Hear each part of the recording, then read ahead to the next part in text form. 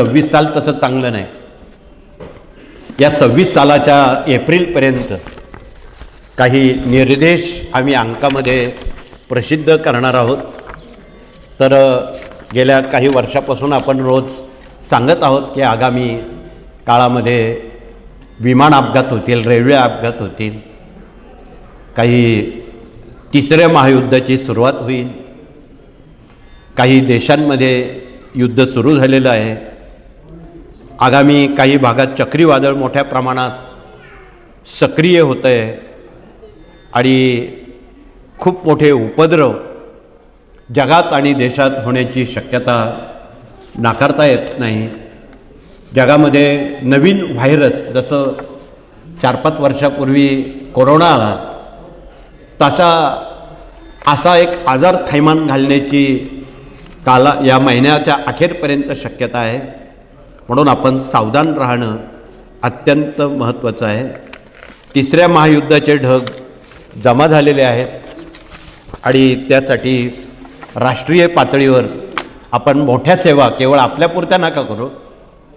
राष्ट्रहित, देशहित, मानवहित, धर्माचं आणि देशाच्या कामासाठी आपण जो पूर्वी संकल्प केलेला ती जी भविष्यकाळातली उद्रेकता आहे, तीव्रता आहे, ती कमी व्हावी म्हणून युद्ध, रेल्वे अपघात, विमान अपघात, जंगलांना आग, भूकंप या गोष्टी खूप मोठमोठ्या व्यक्तींवर होणारे हल्ले, धार्मिक ताणतणाव,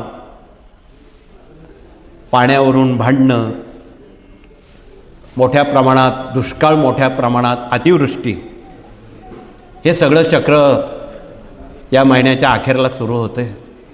काही ठिकाणी खूप पाऊस, काही ठिकाणी पाऊसच पडणार नाही. अशा साऱ्या घटनाक्रम आगामी मे महिन्यापर्यंत दर महिन्यात घडणार आहेत. म्हणून यातून आपण आपला देश आणि आपले भारतीय लोक यांना याची कुठलीही तोशिष लागू नये म्हणून आपण भारत मातेला, स्वामींना स्मरणपूर्वक खालील कार्यक्रम आपण करावा की आपण आगामी 100 दिवसात 100 पाठ स्वामी चरित्र सारामृताचे संकल्पने करावेत. 1. 100 पाठ श्री दुर्गा सप्तशतीचे प्रत्येकानं वैयक्तिक करावेत.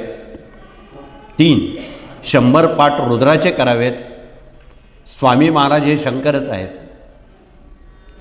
म्हणून ते काही वेगळं नाही. म्हणून आपण आगामी 2007 पासून यात कामाला लागलेलो आहोत. वर्षभरात 100 पाठ स्वामी चरित्र व्हावेत, मुदत 1 वर्ष आहे. 100 पाठ सप्तशतीचे व्हावेत, 100 पाठ रुद्राचे व्हावेत. तशा या सेवा फार सोप्या आहेत आणि ज्यांना एवढंही शक्य नाही त्यांनी 12 महिन्यात 12 लाख जप, दरमहा 1 लाख जप श्री स्वामी समर्थ लिहिला तरी ते पुरेसं आहे.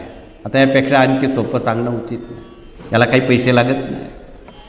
म्हणून आपण हा संदेश जगभर, देशभर, राज्यभर सर्वांच्या कानामनापर्यंत पोचवला तरच ते वाचू शकतील.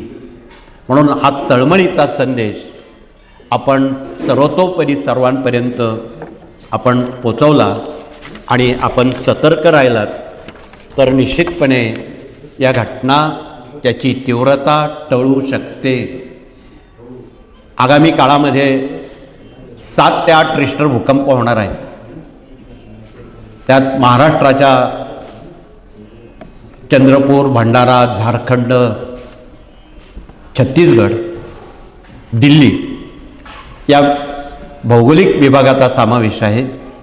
म्हणून त्या भागात राहणाऱ्या सेवेकऱ्यांनी आधीच भूकंप यंत्र आणि हनुमान ध्वज त्या ठिकाणी लावा. इथे आमचे याज्ञिकी प्रतिनिधी आलेले आहेत.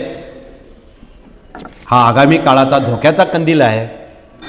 त्यांनी तो त्वरित आणून दाखवावा की हा ध्वज काय काम करू शकतो, हे भूकंप यंत्र काय काम करू शकतं. हे केवळ दाखवायचं म्हणून नाही, आचरणात आणण्याची ही गंभीर बाब आहे. म्हणून हा अत्यंत गंभीर विषय आम्ही आपल्याला सोपा करून सांगतो आहे. म्हणून हे भूकंप यंत्र आहे. हे प्रत्येक गावी आपण कृपया भूकंपाची वाट न बघता ते सेवा केंद्रात किंवा मारुती मंदिरात स्थापन करावं. हा वादळध्वज आहे.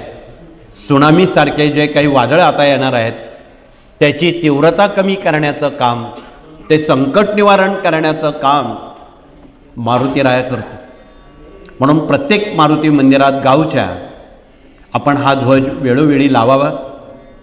त्यावेळी तसं वाटलं आता वादळ येईल अशा वेळी त्या ध्वजाखाली बसून आपण लांगुल अस्त्र तथा हनुमान चालिसा तथा हनुमानाची स्तोत्रमंत्र जर आपण पठन केली, हनुमानजी हे वायुपुत्र आहेत आणि यामुळं निश्चितपणे येणारं संकट निवारण होईल, त्याची तीव्रता कमी होईल आणि त्या संकटापासून आपला बचाव होईल.